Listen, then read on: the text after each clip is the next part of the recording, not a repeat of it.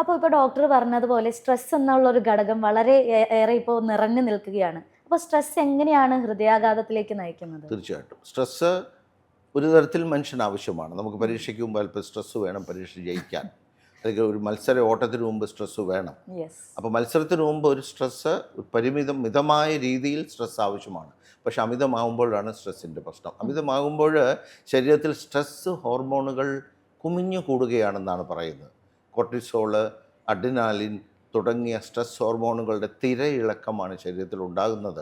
അത് നമ്മെ നാനാവിധത്തിൽ നമ്മളെ പതറിക്കുകയാണെന്ന് ഓർത്തോണം. നമ്മുടെ പ്രഷർ കൂടുന്നു, നമ്മൾ ഹൃദയധമനികൾ ചുരുങ്ങുന്നു, നമ്മൾക്ക് ദേഷ്യം വരുന്നു, നമുക്ക് ഉറക്കം നഷ്ടപ്പെടുന്നു. അങ്ങനെയുള്ള ഓരോ വിധത്തിലുള്ള കാരണങ്ങളാൽ സ്ട്രെസ്സ് നമ്മുടെ ശരീരത്തിൽ വളരെ വ്യാപകമായ പരിവർത്തനങ്ങൾ ഉണ്ടാക്കുകയാണ്. നമുക്ക് അതിനെ കടിഞ്ഞാണിടുവാൻ പറ്റാത്തവണ്ണം നമ്മുടെ ശരീരം മുന്നോട്ട് പോവുകയാണ്. ഹൃദയത്തിൻ്റെ ഇടിപ്പ് കൂടുന്നു, പ്രഷർ കൂടുന്നു, ഹൃദയധമനികൾ ചുരുങ്ങുന്നു. ഇതെല്ലാം ഹാർട്ട് അറ്റാക്കിലേക്കുള്ള ആദ്യ പടി തന്നെ. അങ്ങനെയാണ് ഈ സ്ട്രെസ്സ് കൂടുമ്പോൾ പലർക്കും ഹാർട്ട് അറ്റാക്ക് ഉണ്ടാകുന്നു എന്ന് പറയുന്നു.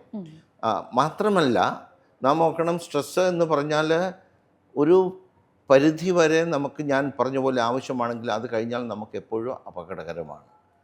സ്ട്രെസ്സിനെ അതിജീവിക്കുവാൻ നാം ശ്രമിക്കുന്നു. പണ്ടൊക്കെ ഫൈറ്റ് ആൻഡ് ഫ്ലൈറ്റ് എന്നാണ് പറയുന്നത്. നമ്മൾ അതിനെ പ്രതിരോധിക്കാൻ ശ്രമിക്കുന്നു, ഇല്ലെങ്കിൽ നമ്മൾ ഓടുന്നു പണ്ടത്തെ അതുപോലെ.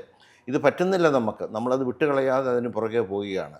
ചെറുപ്പക്കാരിൽ ഇപ്പോഴത്തെ ഈ വർദ്ധിച്ച ഡ്രഗ്സിൻ്റെ ഉപയോഗവും അവരുടെ അമിതമായ അധ്വാനവും വ്യായാമം കുറഞ്ഞിട്ടുള്ള ജീവിത രീതിയും എന്തെങ്കിലും വെട്ടിപ്പിടിക്കുവാനുള്ള ഒടുങ്ങാത്ത സ്ട്രെസ്സും രാപകലാക്കുന്ന ജോലികളും ഒക്കെ ഒരുവനെ ഹൃദ്രോഗത്തിലേക്ക് സാവധാനം മാറ്റുകയാണ്.